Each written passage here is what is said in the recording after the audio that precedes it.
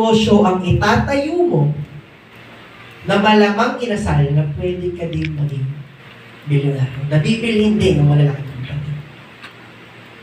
Sir Gerald, naisip ko na. Ba't papa-ani chicken naman ako? Eh, di good luck. Di ba? Kung ngayon ka mag-online selling, mag-live selling ka, depende pa yan sa dami ng followers mo. Kung ang followers mo, mami, daddy lang, wala na. Tama? Yes. So, ibig sabihin, ano yung probability na maabot mo, ano yung unique concept or idea na pwede mong gawin para maging sobrang laki ng negosyo. Maabot mo yung mga pangalan. Depende. Yun ang sagot. Tama? Sa may isip mo. So, kung wala kang maisip muna ngayon, pero gusto mo na may maabot na malaki, o yun, mag-network marketing ka. Dito ka sa NNT. Bakit? Sobrang taas ng tsansa na maabot mo ang mga pangarap mo. Bakit? Number one, may unique concept pa tayo. Yes. Imagine mo ito, hindi namin sinolo. Shinare namin. Tama? Pag entrepreneur ka, parte ka ng negosyo. Hindi mo na kailangan mag-isip. Nag-isip na kami, tatrabahuin mo na lang. Tama po ba? Yes. So, ibig sabihin, may unique concept ka. First in the Philippines. Tama? Tayo lang nagpapagana ito ngayon. Eh, di hatawin mo, bigay mo 100% mo. Sigurado ako, maabot mo yung mga pangarap. Tama? Yes. Natuto mo ba? Yes. Natuto? Yes. Kaya taas naman natin ating kaliwang kamay. Ayan. Tap the person next to your left. Sabi mo sa kanya, friend. Gising ka pa ba?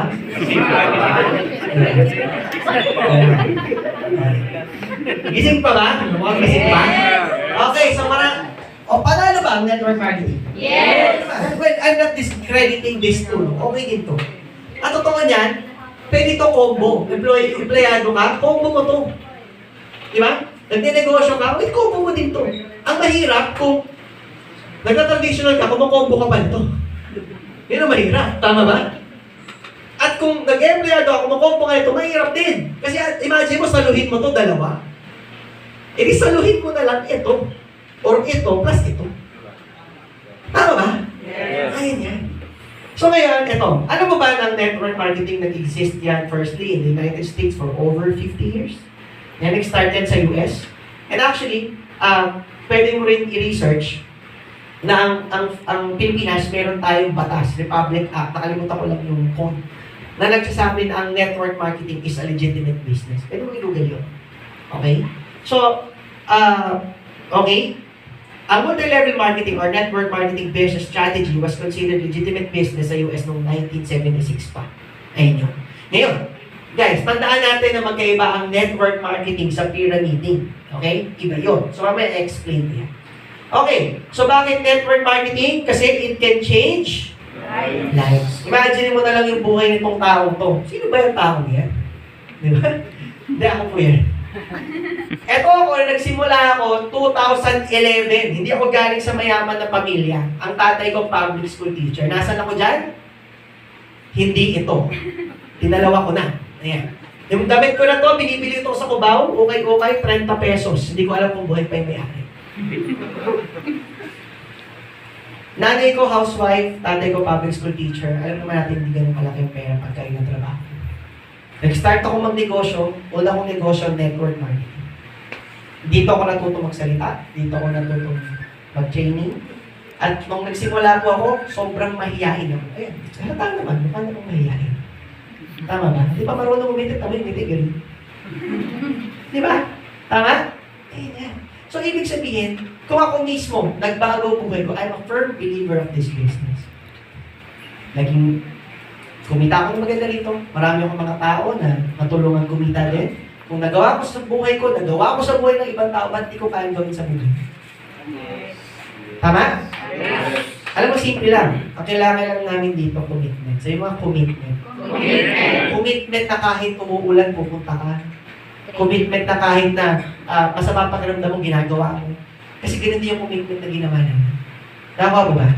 Well, depende naman. Nasa iyo naman kung paano ibibigay yung commitment level.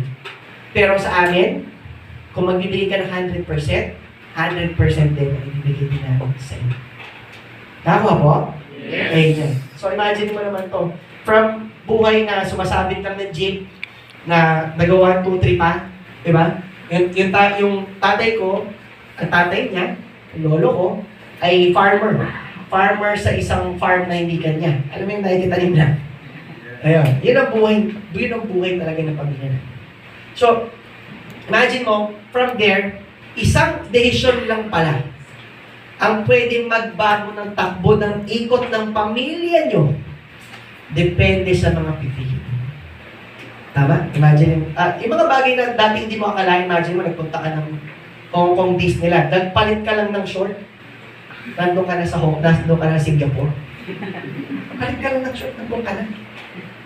Saan ka makakita ng gano'n? Country to country. Tama? At kapag nagpakasal ka, yung pakasal na gusto mo. Ayan. Ayun, 2017 yan. So, eto, yan yung Mustang na sikat nun. Ayan siya. So, yan, yun lang. Diba? May mga bagay na hindi mo akalain na mangyayari sa'yo. Pero posible palang mangyayari sa'yo kung gusto mo. Tama? Ito maganda. Nasa network marketing ka. Kahit saan ka galing, hindi hadlang kung ano meron ka ngayon. Ang importante kung ano yung gusto mo marating. Nakuha? Yes. Ayan. So, nasa kalahati pa lang po tayo ng training. So, tuloy pa ba natin? Yes! Tuloy pa? Yes! Okay. Iba, gutom na ako eh. Okay, proper mindset. Pag ginagawa mo itong negosyo, ito, bibilisan ko na lang since malapit na yung time natin. Ano ba yung mga pumipigil sa'yo? Madalas, ito, rejection. Ito, good news. Meron tayong training para dyan. Gumawa ako ng isang training na kailangan mong attend doon pag-uusapan natin ng rejection na kailangan mo. Nakakuha? Yes! Ayan siya. So, fear. Ayan. Fear is one of the most enemy natin dito sa negosyo natin. Na supposed to be dapat pinapalitan natin ng faith. Ulitin ko.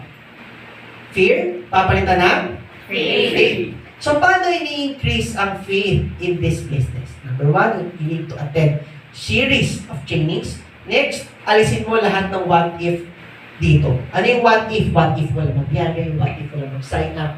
What if ayaw ng asawa ko? What if magkaganito? What if magkaganyan? Kung ano man yun, yung what if na yun. Yung paano kung palayasin mo yan sa utak mo. Nakakuha po ba? Yes! Ang gawin mo, ituloy mo ng ituloy. May pag-usap ka sa mentor mo, may support team tayo, gumawa ka ng goal setting, i-implement mo. Sure ako may mangyayari. Bakit? Tagal namin ginagawa to. Yung marketing na explain sa'yo ng mga mentor mo, at speakers na meron tayo, mga galing. Meron kaming perfect, hindi naman siguro perfect, pero meron kaming magagandang mga, sabihin na lang natin na equipments for you na umandar yung negosyo. Nakakuha po? Yes! Ngayon, tandaan natin to. Your level of success in NNP is a reflection of your and the way you think about yourself as a network marketer. Ibig sabihin, ba't ganun? Ibig sabihin, depende pa rin sa akin. Oo. Nasa iyo. Ikaw ang susi. Nakuha po ba? Yes! Ngayon, kung halimbawa, pag-usapan natin ang prospecting. Unang invite mo, nireject ka. Hindi hirap kang makapag-set ng schedule. Tandaan natin to. Usually, tayong mga Pinoy, pag-usapang network marketing, ang gusto natin, buong mundo sumali sa atin. Pag di sumali buong mundo, pangit yung business na yan. Tama? Yan ang gusto natin eh. Gusto natin, tanggapin tayo, yakapin tayo ng community na parang walang tataliwas sa idea na naisip natin. Tama? Pinakamalaking mali. Hindi magandang idea na maiisip mo pag nagnegosyo ka. Tandaan natin to. Hindi lahat ng tao pwedeng umuo sa'yo dahil pag umuo lahat, hindi mayaman lahat. Ayaw ba na, Sir Gerald, mayaman lahat? Oo, gusto ko. Pero hindi lahat. Alam mo bakit? Alam mo sa akin bakit? Bakit? Mas malakas. Bakit? Galit na galit. Bakit? Kasi hindi naman lahat. Hindi naman lahat willing dumaan sa tamang proseso. Ako ba natin? Yes! Hindi lahat tama yung perspective. Hindi lahat timing pa. Hindi lahat timing mismong araw. Nakakuha ba natin? Yes! Oh guys, imagine natin ito. Tandaan natin. Hindi importante na sumali lahat. Hindi lahat yan sasali. Tanggapin natin yun. Bakit? Kahit nga toothpaste eh. Toothpaste na lang. Lahat ba tayo dito pare-pareho ng brand? Hindi. May iba gusto close-up, may iba gusto happy, may iba gusto Colgate. Pero parehong toothpaste. Tama po ba? Lahat ba tayo dito pare-pareho ng brand ng soft drinks? Hindi. Yung iba gusto RC, yung iba gusto Coke, yung iba gusto Pepsi. Tama ba? Hindi lahat mapapasang-ayon mo sa